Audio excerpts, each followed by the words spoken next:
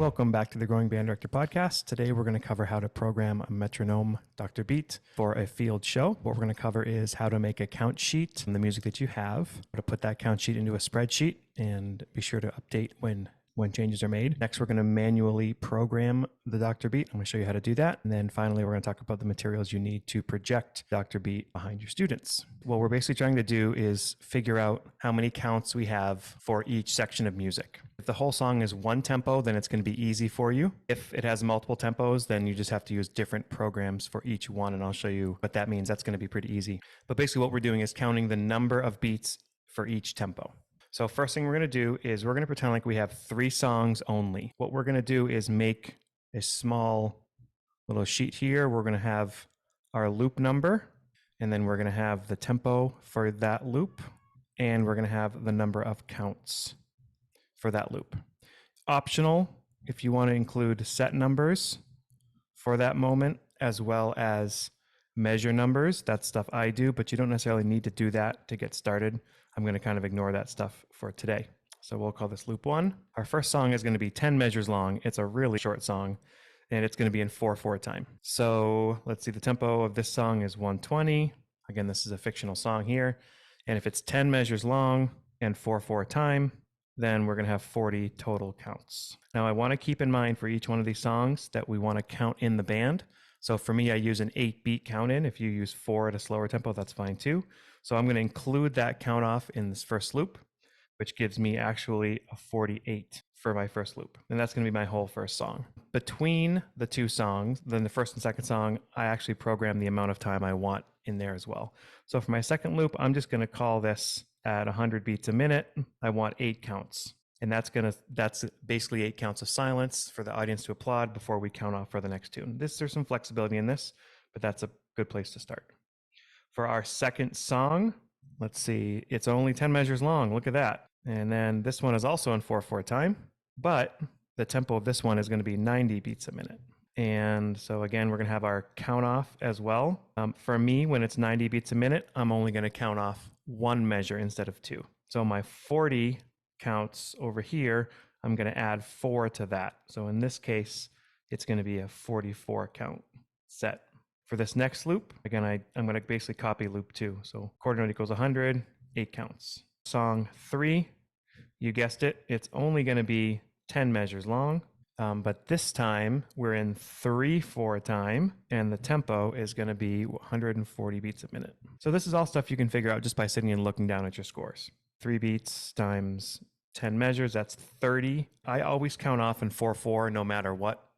It's just a matter of giving the tempo. So I'm going to add this 30, and then I'm going to add my 8-beat count in again because it's a faster tempo. So I'm going to have 38 counts total for this one. So those are my 3 songs and the 2 breaks in between. The last thing I'm going to do here is actually create a 6th one, which is going to be the end. Because what happens is when you finish, all of a sudden your metronome just goes on to another random thing, and you don't want that distracting your band. Well, I choose a slow tempo. I don't know, something doesn't really matter. And I make it a bunch of counts, like at least 30 counts. And I'm going to make it basically silence so that when it finishes, you hear silence. You don't hear the counting in of your. The next thing you're going to want to do is then put this into some sort of sheet like this. This is a different one that we're using for a show right now, but you'll notice that this is just set up so you don't have to keep that piece of paper. And then when you're in the middle of a rehearsal and you notice this tempo of 156 is actually going to change to 160, you go in and change it here before you put it in the metronome. That way you know that when you have to reprogram it, you're going to be all set. You have to do it after each time the batteries run out. But again, once you learn how to do it, it goes pretty fast. Okay, so then you're going to take this information that you have here, and we're going to put it in, use that information to put into our Dr. Beat. I'll turn this on, and the buttons we're going to use are going to be power, the right, and the memory button, which are right here. We're going to use the knob, and then we're going to use these bottom 4 left buttons: tempo, beat pattern, voice, and loop for each one. Here's a sequence of how we're going to do this. We're going to take our first loop, which is going to be 120 beats a minute. So when I press memory, see how it blinks up top with the memory? So that is my first loop. Loop's another name for memory. So if I turn this, I change it. I don't want to. I want to stay right on this. So I press it again and I'm on it. So I'm going to press tempo, and then I want 120 beats a minute. And then for my loop, I want 48 counts. For my beat pattern on the bottom left, I always want this on 1. For my voice, I always want it on 2. You can experiment with other stuff, but that's what works for me. And then once I've done all 4 of those buttons, I go back to tempo and make sure my quarter note and my accent are all the way up and my volume's up. The one on the left and the one on the right. Once I've done it, I need to save it. And the way I save it is by pressing right twice. Notice it blinks and it's done. So then I'm going to press memory and move on to the next one. So now you see up here, we've done this one already. Now I'm going to move down and do this break right here. So I'm going to press memory again so it stops blinking, and I'm on tempo. I still, for me, anything 100 beats or less, I put on the 8th note just to make it easier for my students. So I'm going to put on the 8th note. My tempo is 100. You'll get pretty fast at this as you go. And then the loop is going to be 8. Pretty short. Again, my beat is 2 and my voice is 1. Great. Go back to tempo. Right twice, so I'm saving. Great. That one's done. Now I'm on to song number 2. So I'm going to press memory. I'm going to press it twice, so I'm on it. Okay. Then I'm going to press tempo. And my tempo is 90 beats a minute. My loop is 44 counts. And then these are already set for me. Again, 1 and 2 is what I use. When I go back to tempo, because I'm at 90 beats a minute, 100 or under, I'm going to put this 8th note on. Notice it's on, but you're not seeing it. All I'm going to do is put it down and do it again. There you go. Again, volume button is on. These are all down. Now I'm going to press right twice. That just shows that I've saved it. Okay, memory 4, you're going to get pretty quick because this is as you go. If you want to fast forward to when I finish, see how it works, feel free to do that. This is, so tempo is going to be 100. Okay, I'm going to keep that 8th note on. My 1 for my beat pattern, it's basically 1 beat per measure. Voice is 2, that's the voice I like. And then I want 8 counts again like I had earlier. Once you put in the time to do this, it will save you a ton of time and your band is going to be so much better. Right twice. I'm pressing memory, moving on to number 5. The tempo is going to be 140 beats per minute. I do not want that 8th note on because it's faster. My loop is going to be 38. It's a pretty short show, but you're going to get a chance to see it. That's why I made it short. And then again, style. I like 1 beat per measure. Easier to hear on the parking lot. And 2, we did the loop already. Great. And remember to press right twice. So you save it and you'll see it blink and then be done. Memory, I'm going to go to number 6 just so I can get my silence at the end. So I'm going to set it at a low tempo. It honestly doesn't matter what tempo it is. I just like to make sure it gives me enough time, get to it and shut it off. All this stuff doesn't really matter. The loop, I want to have, should be over 30, right? So it doesn't really matter. I'll put it there. Back to tempo, save it. Okay, so you're done. So now what we're going to do is go through and you're going to hear how it works. At any point, if you press memory, you can go back to any of these and use them. Or once you're on one, you can use it all day long and change things. It won't save it unless you do that right again. So your program is still in there.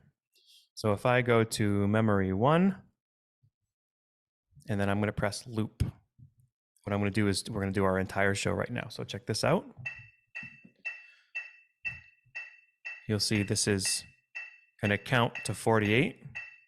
And as soon as it does, our song's over and it's going to go to our break in between for audience applause. Here's the end of our song coming up. Again, this is worth the effort for your band. There's some audience applause. Now you have the count off to the next song. Okay, so now we're in the middle of this 3rd song. Again, if you feel like this is too fast up here for the 2nd loop, or you want it to be more counts, you can always change any of this. This is just to give you some break time in the middle. And so your kids are prepared for between pieces, which frequently bands forget to do. So the 2nd piece is going to be finishing. And then you'll see the break, applause, count off the next tune. And then it's going to go through your song. Again, you've done all this figuring out. And you'll notice when it gets to 38, it's going to be silent afterward, which means it's done and not distracting. Here it is. Oh, I screwed that up, didn't I? Let me show you why I screwed it up. I need to get all of these down and off, and I forgot to do that.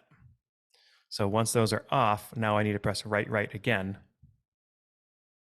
And you'll find, so we're going to listen to the 5th section again, just so you can see what happens when you do it right at the very end.